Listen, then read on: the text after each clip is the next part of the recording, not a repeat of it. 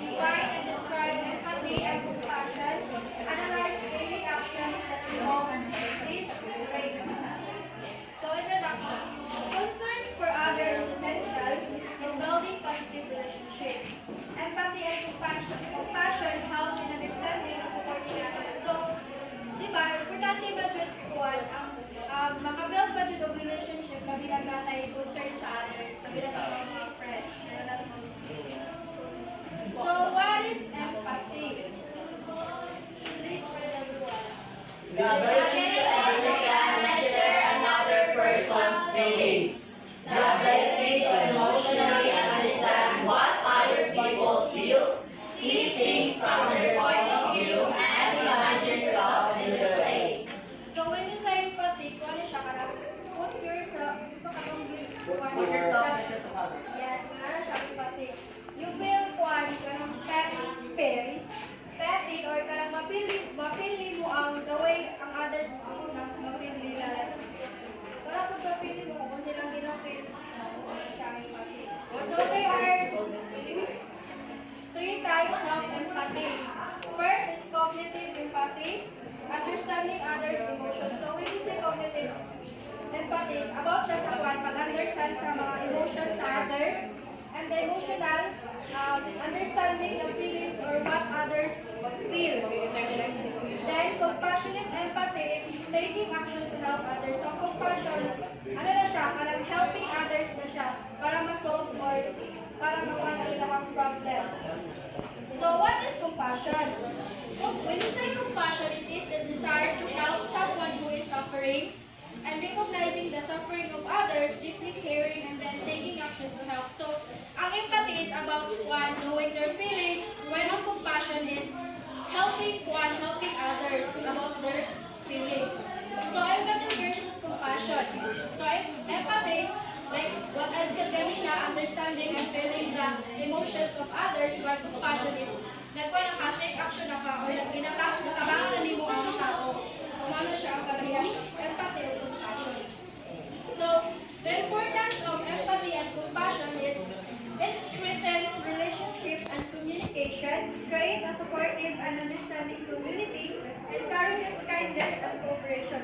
So, if natin empathy o compassion sa atong isig ka tao, makuha siya, ma-strengthen atong relationship sa isa't isa. Yun na siya. Tapos, makakuha mo siya ka ng good na environment or community kay pag natin kuha, yung patay compassion niya nang walay kung pagawalay samok-samok siya. Then, encourage kindness and cooperation. So, day-to-day action involving empathy and compassion. So, tulungan yung naikuha sa dito at home.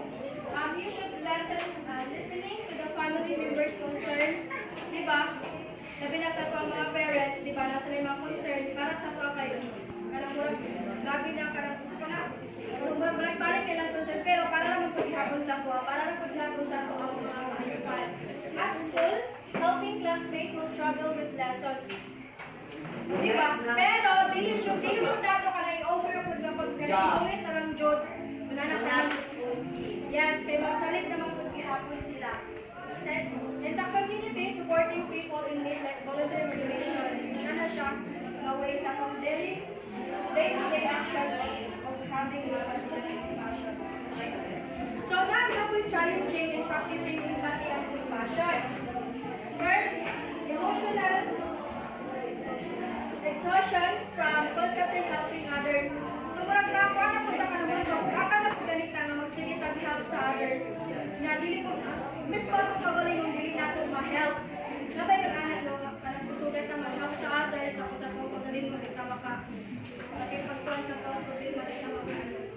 Correct. Biases. Isang pagdili nila maseta ng ilang self, may makati sila ng tawag sa kusa. Yes, medyo mga tao. So, mga siya mga what challenges. Then, biases and misunderstanding and affecting how we patay. Kani siya, mas more ulit siya mahitabo sa kanang mga friendship, ganit na may mga bias, ibalik ko ka, mag-isa na kamo. Pinakaibigan na nag-discuss niya mo sa kanuman of friendship. Kasi mong tapigan, dapat, wala kayo dati, dapat fairness yun siya, wala yung neutral. Yes. Lack of awareness or being too confused with personal concerns. Wala siya. one of the challenges. So, how to develop empathy and compassion. Practice active listening, focus on what others say. So, with this, pag mag-practice ng active listening, may makahelp ko siya, makahelp siya or makadevelop ka of empathy and compassion. Then, put yourself in others' shoes.